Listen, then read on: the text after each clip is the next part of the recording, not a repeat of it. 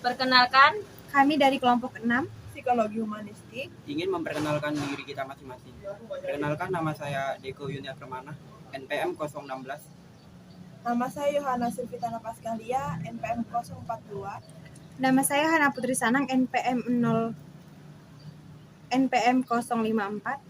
perkenalkan nama saya Aprila Putri, NPM 043. Perkenalkan, nama saya Emanuela Safira Natalia, NPM 028. Perkenalkan, nama saya Asnafi Khairina Zulia. Di sini kami akan mencontohkan dari teori Abraham Maslow, teori hierarki kebutuhan.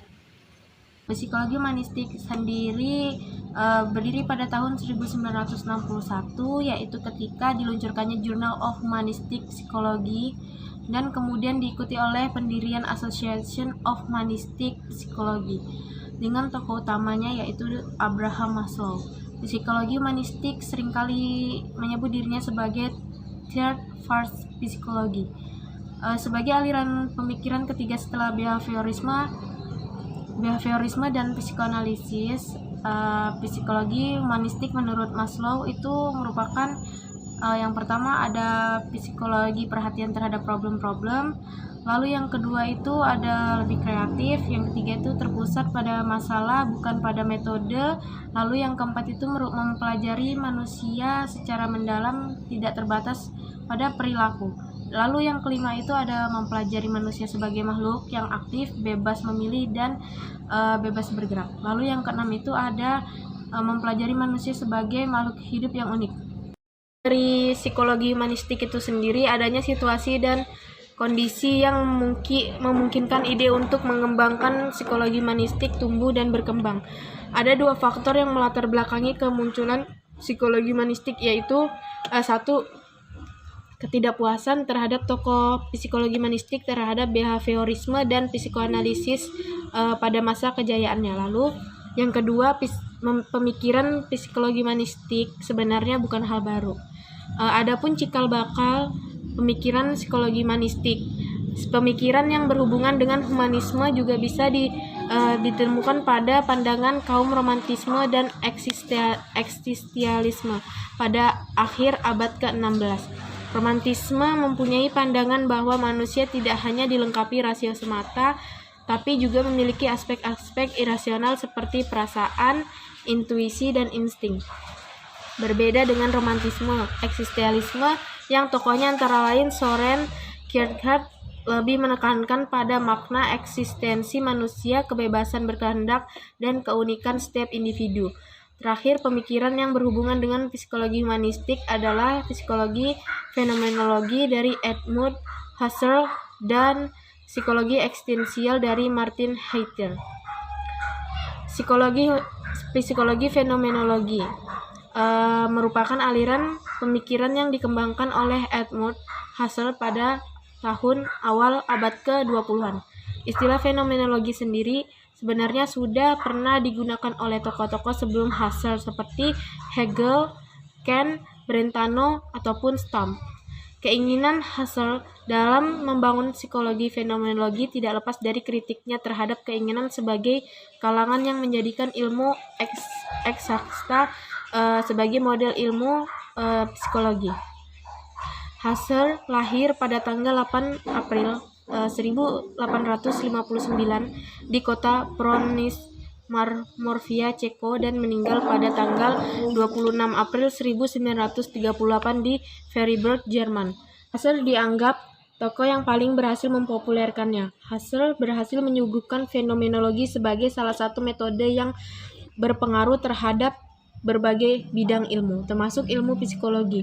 Husserl pernah mengajar di Göttingen University pada tahun 1901 sampai 1916 dan Freiburg University pada tahun 1916 sampai 1928.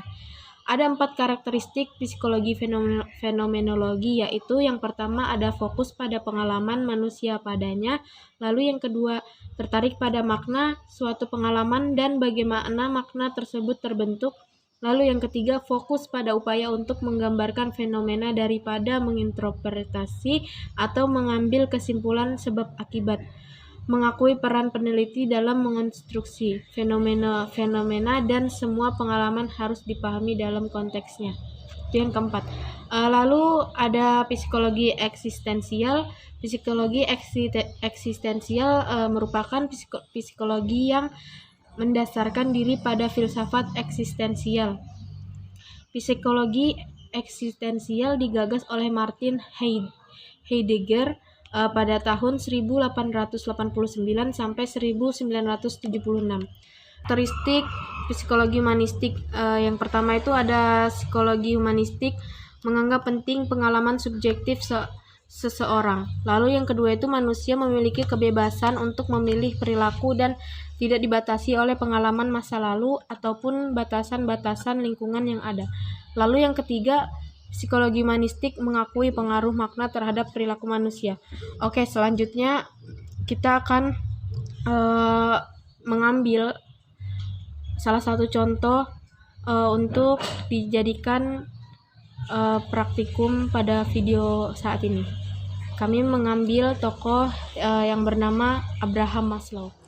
Sebelum kita memasuki teori Abraham Maslow, di sini saya akan menceritakan sedikit siapa itu Abraham Maslow. Beliau ini sering dikatakan juga sebagai bapak psikologi humanistik. Beliau lahir pada tanggal 1 April 1908 di New York dan meninggal pada tanggal 8 Juni 1970 di Amerika Serikat.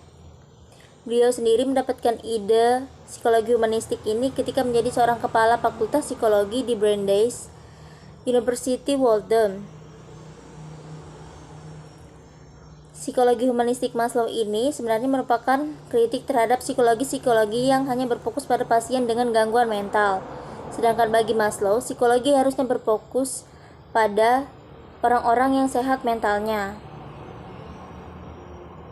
Itulah sebabnya psikologi humanistik sering dikatakan juga sebagai ilmu yang memanusiakan manusia. Menurut Maslow, kebutuhan manusia tersusun dalam suatu hierarki. Ada 5 hierarki kebutuhan menurut Maslow. Yang pertama di tingkat paling dasar yaitu kebutuhan fisiologis. Di tingkat kedua yaitu kebutuhan akan rasa aman. Di tingkat ketiga kebutuhan akan rasa cinta. Di tingkat keempat kebutuhan akan harga diri. Dan di tingkat kelima yaitu tingkat paling tinggi, ini adalah aktualisasi diri.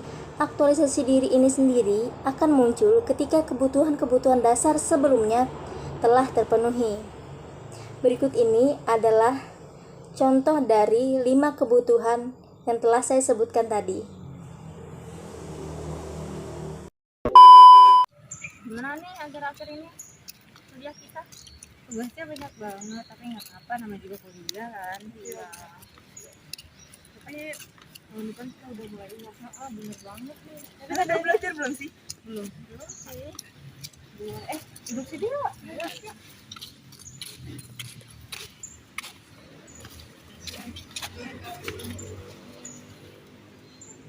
Tapi kayaknya mau hujan deh. Itu pindah tempat aku nggak sih? Ya udah sih gelap ya. Nggak ada. Udah pindah yuk, cari yang ada atapnya.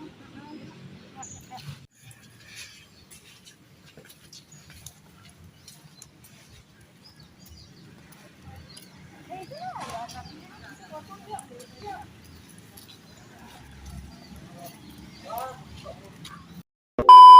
Deko mana? Iya, lo gelap banget dia. Hai guys, maaf ya telat. Iya nggak apa-apa kok. Santai aja. Mana aja? Tadi habis dari warung.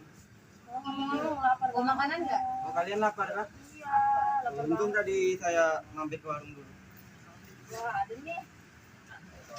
Wah, enak banget. Makasih loh, Deko. Iya, sama-sama. Aku gak nyangka banget sih bisa masuk ke sini. Iya sih, sama. Kalau aku juga gitu. Ya sama juga sih. Suatu kebanggaan sendiri juga bisa masuk dalam utak ini. Iya, nggak nyangka juga sudah mau akhir semester 1. Kita mau kelas loh. Iya, semoga aja kita berhasil semua ya bisa lulus semua di utak ini. Kita nggak ada yang ketinggalan lagi gitu. Jangan ada yang hilang. Iya. Iya. Ini banget, benar banget. Jangan sampai deh. Ya. Sekian dari kami kelompok 6 yang membawakan materi psikologi humanistik. Kurang lebihnya kami mohon maaf. Terima kasih telah menyaksikan.